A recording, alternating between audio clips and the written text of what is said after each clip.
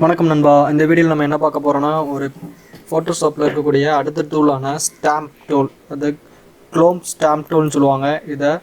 இந்த க்ளோம் ஸ்டாம்ப் டூல்னால் என்ன, அதுக்கு அடுத்து இருக்கக்கூடிய பேட்டர்ன் ஸ்டாம்ப் டூல்னால் என்ன அப்படிங்கிறது இந்த வித்தியாசத்தை இந்த வீடியோவில் தெளிவாக பார்த்துடலாம்.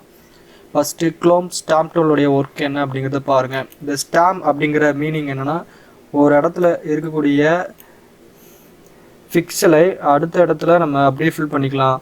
அதாவது ஒரு உதாரணத்துக்கு ஒரு பேப்பர் இருக்குன்னா, ஒயிட் பேப்பரில் ஒரு சீலை நம்ம ஒரு ப்ளூ கலரில் இருக்கக்கூடிய இங்கை நம்ம ப்ரெஸ் பண்ணிவிட்டு அந்த சீல் அந்த ஒயிட் பேப்பரில் நம்ம கிளிக் பண்ணும்போது ப்ரெஸ் பண்ணும்போது அதில் இருக்கக்கூடிய இந்த ஸ்டாம்பில் இருக்கக்கூடிய லெட்டரானது அந்த கலர் மூலியமாக அந்த ஒயிட் பேப்பருக்கு ஈஸியாக வந்துடுது. அதில் எப்படி இருக்கோ அதே மாதிரி தான் எங்கிட்ட வரும். அதே தான் இதையும் பண்ணுது. இதுக்கு நம்ம என்ன பண்ண போகிறோன்னா, ஆல்ட்டை கிளிக் பண்ணோன்னே ஒரு ப்ளஸ் சிம்பிள் வருது, நீங்கள் பார்க்கலாம். அந்த ப்ளஸ் சிம்பிளை மவுஸ் பட்டனில் லெஃப்ட் கிளிக் பட்டன் நம்ம எந்த இடத்துல கிளிக் பண்ணுறோமோ அந்த லெஃப்ட் கிளிக் பட்டனை கிளிக் பண்ணி அந்த இடத்துல கிளிக் பண்ணும்போது அந்த ப்ளஸ் சிம்பிளானது அதில் ஃபிக்சலை எடுத்துக்கிடும். இப்போ நான் பூரா இடத்துக்கு போய்கிட்டு நான் பாருங்கள், கை வச்ச உடனே அதில் ப்ளஸ் சிம்பிள் எந்த இடத்துல காமிக்குதோ அந்த ஏரியாவில் உள்ள ஃபிக்சல் ஃபுல்லுமே இந்த புறாவுடைய இறகுல நீங்கள் ஃபுல்லாகிறத பார்க்கலாம். பாருங்கள், நல்லா பாருங்கள்.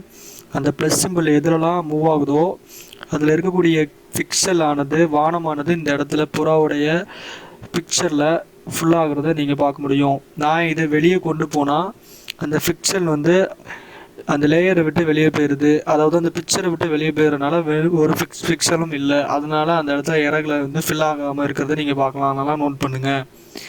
இப்போது நான் இந்த இடத்துல இறகுல நான் செலெக்ஷன் பண்ணுறேன். இறகுல செலெக்ஷன் பண்ணோன்னா இந்த இறகானது இங்கே நவுல்றதை நீங்கள் பார்க்க முடியும். இப்போது நான் அந்த புறாவில் நான் செலெக்ஷன் பண்ணுறேன். புறா மூவ் ஆகிறது, புறா இந்த சைடு மூவ் ஆகி பார்க்குறது நீங்கள் இங்கே நவுல்றதை நீங்கள் பார்க்கலாம்.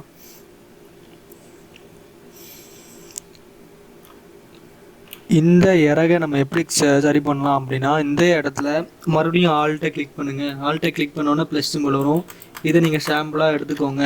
மவுஸ் பட்டனில் லெஃப்ட் கிளிக் பட்டனை கிளிக் பண்ணி இந்த இடத்துல நீங்கள் ப்ளஸ் சிம்பிள் வந்ததை பார்க்கலாம். இப்போ நீங்கள் இந்த இடத்துல செலக்ட் பண்ணுங்கள். செலக்ட் பண்ணும்போது இந்த இடத்துல அப்படியே அந்த ஏரியாவில் இருக்கக்கூடிய ஃபிக்சல் ஃபுல்லாயிரும். இப்போ பாருங்கள், அந்த ப்ரோவானது இந்த இடத்துல இருந்து இங்கே வந்துருச்சு. இந்த மாதிரி ஒரு இடத்துல இருக்கக்கூடிய சப்ஜெக்டை ரிமூவ் பண்ணுறதுக்காகவும் ஒரு சப்ஜெக்டை அந்த இடத்துல இருந்து அதே பிக்சரில் அடுத்த பக்கத்தில் மூவ் பண்ணி வைக்கிறதுக்காகவும் நம்ம யூஸ் பண்ணக்கூடிய டூல் தான் இந்த ஸ்டாம்ப் டூல். இந்த ஸ்டாம்ப் டூல் மாதிரி தான் அடுத்த இருக்கக்கூடிய பேட்டர்ன் ஸ்டாம்ப் டூல் ஒர்க் ஆகுது. அது என்னென்னா, அதில் இருக்கக்கூடிய பேட்டர்ன் ஆனது நீங்கள் கிளிக் பண்ணும்போது நிறைய பேட்டர்ன் காமிக்கும். இந்த இமேஜ் விட்டு ஓவன், இந்த டை, அதுக்கப்புறம் ஷேடியன், இப்படி நிறைய பேட்டர்ன் இருக்குது. இதில் ஒரு பேட்டர்ன் நான் கிளிக் பண்ணிக்கிறேன். இந்த பேட்டர்னை கிளிக் பண்ணிட்டு நான் மவுஸ் பட்டனில் ப்ரெஸ் சைஸ் நான் இன்க்ரீஸ் பண்ணிக்கிட்டு இந்த இடத்துல நான் கிளிக் பண்ணுறேன். கிளிக் பண்ணோன்னே பாருங்கள், இதோடைய கலர் ஃபுல் ஆகிறத நீங்கள் பார்க்கலாம். இப்படி நீங்கள் பேக்ரவுண்ட் செட் பண்ணிக்கலாம். இப்போ இந்த இடம் ஃபுல்லாக பேட்டர்ன் வச்சு நான் ஃபில் பண்ணியிருக்கேன். இதுவே நம்ம ஸ்டாம்ப் டூலில் அதில் கிளிக் பண்ணும்போது இந்த ஏரியாவில் இருக்கக்கூடிய இந்த இதுதான் எங்கிட்ட வரும். ஆனால் இது ஒரே ஃபிக்சலாக இருக்க போது இதில் எதுவுமே ஒரு மாற்றம் கூட இருக்காது. உங்களுக்கு பார்த்தாலே தெரியும். இதுவே நான் ஒரு உதாரணத்துக்கு இந்த பிக்சர் நான் க்ளோஸ் பண்ணிட்டு மேலே ஒரு பிக்சர் ஓப்பன் பண்ணி காமிக்கிறேன். இந்த பிக்சரை நான் மினிமைஸ் பண்ணி வச்சுக்கிறேன். இன்னொரு பிக்சர் நான் ஓப்பன் பண்ணி வச்சுருக்கேன். அந்த பிக்சர் நான் காமிக்கிறேன். இந்த பேபி பிக்சரை நான் ஆல்ட்டை கிளிக் பண்ணுறேன். ஆல்ட்டை கிளிக் பண்ணி இந்த இடத்துல நான் கிளிக் பண்ணிட்டு இந்த பேபி பிக்சரை ரிமூவ் பண்ணி காமிக்கிறேன். பாருங்கள், நீங்கள் மவுஸ் எல்லோ கலர் இந்த கீபோர்டில் பாருங்கள். ஃபஸ்ட்டு காமிக்கிறேன். இப்போது இந்த இடத்துல ஆல்ட்டை கிளிக் பண்ணுறேன். ஆல்ட்டை கிளிக் பண்ணோன்னே இப்படி வரும். இந்த ஒயிட் பிக்சரை நான் இங்கே கொண்டு வரேன்.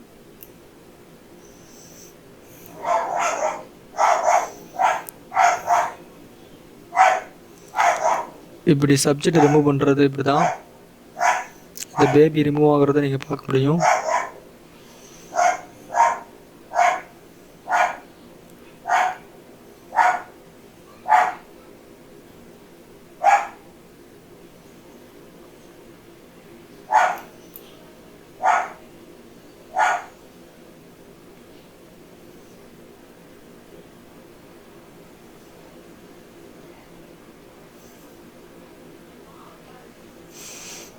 இந்த பேபி பிக்சர் ஆனதை தள்ளி போயிடுச்சு இல்லையா, அவ்வளோதான். அதே மாதிரி இந்த இடத்துல நான் ஆல்ட்டை கிளிக் பண்ணுறேன். கிளிக் பண்ணிட்டு இந்த இடத்துல நான் செலக்ட் பண்ணுறேன்.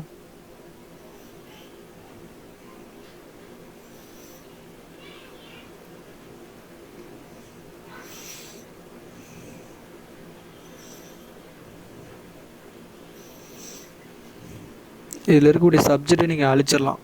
நீங்கள் என்ன பண்ணலாம், பெருசாக்கிக்கோங்க. பெருசாக்கிக்கிட்டு இந்த இடத்துல ஆல்ட்டை கிளிக் பண்ணிட்டு இதில் பாருங்கள், இதில் ஒரு செலக்ட் பண்ணுங்கள். இந்த ஏரியா நம்ம ரிமூவ் பண்ணிட்டோம். அதுக்கப்புறம் ஆல்ட்டை கிளிக் பண்ணுங்கள். கிளிக் பண்ணிட்டு இந்த இடத்துல கிளிக் பண்ணுங்கள், இந்த ஏரியா ரிமூவ் பண்ணிட்டோம்.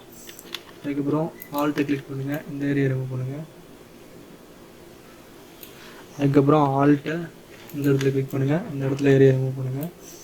அதுக்கடுத்து ஆல்ட் இந்த இடத்துல கிளிக் பண்ணுங்கள், இந்த இடத்துல ரிமூவ் பண்ணுங்கள். பாருங்கள், அந்த பிக்சரே அந்த இல்லாமல் அழிச்சிடலாம். இந்த மாதிரி தான் நம்ம வந்து ஒரு இடத்துல இருக்கக்கூடிய பிக்சரை வந்து ரிமூவ் பண்ணுறதா இருக்கட்டும். இப்போது ஒரு கூட்டத்தில் 4 பேர் இருக்கீங்க. 4 பேர் இருக்கிற இடத்துல ஒருத்தர் வந்து தேவையில்லாமல் வந்து கிராஸ் ஆகி போயிட்டாருன்னா இந்த டூலை வச்சு நம்ம ரிமூவ் பண்ணிக்கலாம். இந்த வீடியோ பிடிச்சிருந்துச்சுன்னா லைக் பண்ணுங்கள், கமெண்ட் பண்ணுங்கள், சப்ஸ்கிரைப் பண்ணுங்கள்.